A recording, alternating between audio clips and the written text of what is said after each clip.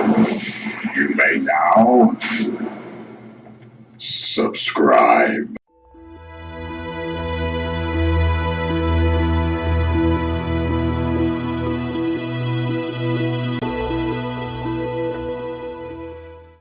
Hey guys, welcome back to another episode of Trending Interactive Studios. This is going to be a little bit different episode. As you see up here, I do have a video up, but we're not going to watch it. I'm actually going to talk about the topic. I'm not sure if you guys can see it. The topic is panic attacks before and after, featuring David So. So we're going to talk about this episode, but we're not going to play it. I'm going to put the link down below if you guys want to check it out. Just look in the description box down below, and the link will be there for you guys to go check it out and watch it. I would recommend that you do. These people, while they are very funny, they have their own opinions on things, and they're usually honest with their opinions. Whether I don't always agree with their opinions, but I respect and love the fact that they have their own opinions. So, but watching this video made me want to talk about mental illness, because mental illness is another stigma that we don't really talk about enough in this country, and so many people don't understand it as much as we would like them to. So basically, mental illness affects 1 out of 3 people. So the chances of you knowing somebody that suffers from mental illness, or if you do yourself, the chance of you knowing somebody is pretty much impossible not to, when 1 in 3 people are affected in some form of a mental illness. So but one of the things they talked about in the video was about how other people that fake it or use it as an excuse not to get on with their lives, not to do something about it. And I really wanted to talk about that part of it, because they're right. There are some people that use mental illness as a crutch. That's true. But Tiffany tried to get it out. And what Tiffany talked about was how she suffered from it, and there wasn't really a trigger. There was no major event that made it happen. She just went through it. And that's the thing that I think they're misunderstanding, is that when there's no trigger, when you just have some form, when you're bipolar, when you're manic, when you're schizophrenic, if you suffer from panic attacks or anxiety attacks, sometimes there was no actual tragic event. There is no trigger, per se. That's something they talk about, like, they're talking about like PSD and things like that. Well, in some cases there are triggers, but in other cases there's not. You know what I'm saying? It's more of it's just chemicals in your brain aren't actually balanced, and that's what the medication's for. But here's the thing: sometimes the medication doesn't work, or the medication kind of numbs you.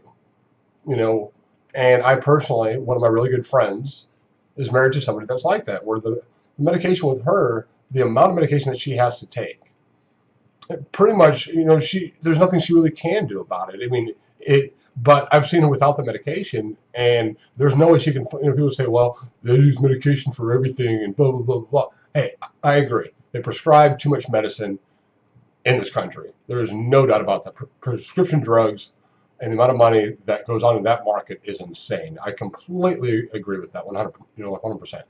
But there are some people where without the medicine, they can't function properly. And my friend's wife is one of those people. I've seen her without her meds, and it's not safe for her. It's not safe for other people. And for the most part, it's more just not safe for her. I still don't think she'd ever hurt somebody else, but it's not safe for her. You know what I'm saying? And for people to act like, well, if you just wanted to do something about it and you just addressed it and you could, well, then it's your own fault. No, that's not how mental illness works. It's genuine.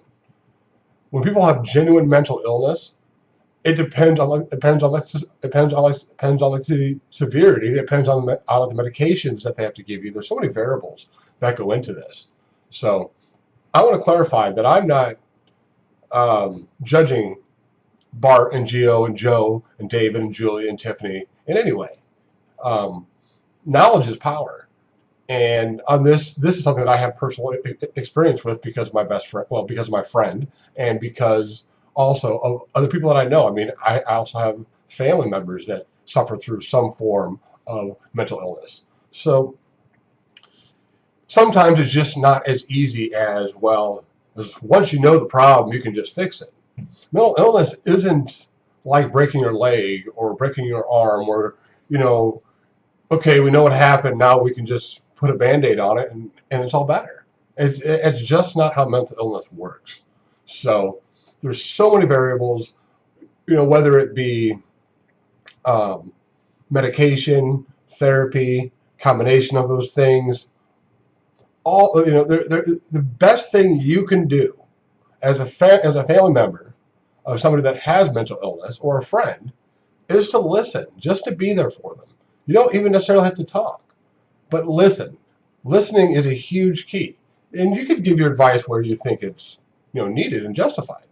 But the big thing is you have to know that the best thing you can do for anybody suffering through that is to listen and to be there for them and to let them know that you care, to let them know that they're not fighting this disease on their own. This is something that they have a team behind them. Let's say a random guy named Brian has mental illness. You know how there's Team Captain America, Team Iron Man, or when somebody's battling cancer, it's team, and then whatever their name is. Mental illness should be the same way. So let's say Brian suffers from borderline personality disorder. Okay, so let's say that. So we need a Team Brian, where people are always making sure, are always being there for them, doing whatever it takes to help Brian function and to keep thinking positive and to let him know that he's not alone. The feeling of loneliness is one of the number one things that happens when you're mentally ill. Even when you're not alone, you feel it. You feel like you are. So you need reassurance. And that's a lot of things I think people don't get. Like, why should I have to reassure you? I do all these things for you. You should know that I love you. You should know that I care about you. That's the thing in it's in their head. That's why it's a mental illness, folks. That's why it's a problem. Because even though they're not alone, they feel it. So you have to be the person that reassures them and lets them know that you love them and that you care about them, and nothing they could ever do will ever change that fact. And you can't just say it once, then actually let it go. Actions speak louder than words. So you can tell them that, but then your actions have to show them that. You have to actively do things that let them know that no matter what, you have their back. So I implore everybody here to start caring about the mentally ill a lot more than they already do, and to show it through actions. Educate yourself on all these subjects, and just be a better person yourself. Even if you already are a good person, which I expect that if you're watching this, you probably are. You're watching my show. You're a pretty damn good person. But that said, you still need to do more. You need to stand up and take a stand and say, you know what? Being mentally ill is no different than somebody suffering from a physical disease. It's no different. Because somebody suffers from being bipolar, it isn't any less serious as somebody having, say, the measles or having cancer or something. It's just as serious. Think about it. In some cancer cases, we can cure it and it goes away for good. But they're bipolar forever. There's, even with medication, they're still bipolar. If they stop taking their medication, and I've seen this, folks, if they stop taking their medication, it's a big change. So, you have to fully understand something and respect something. You have to learn about it and educate yourself on it. Even if you know somebody that goes through things, if you haven't educated yourself on it, you're not really being there for them. So I implore everybody just to do those things that I said in this video, and hopefully I've educated a few people, and hopefully I've opened a few more eyes to this. This is a very important subject to me, and I hope that you guys enjoyed this video, and I hope that you guys learn more on this subject, and I can't wait to do another video for you guys. Thank you guys for watching. Turning Interactive Studios. This is your host, Ben. We'll see you guys next time. Thanks a lot, guys. You may now subscribe.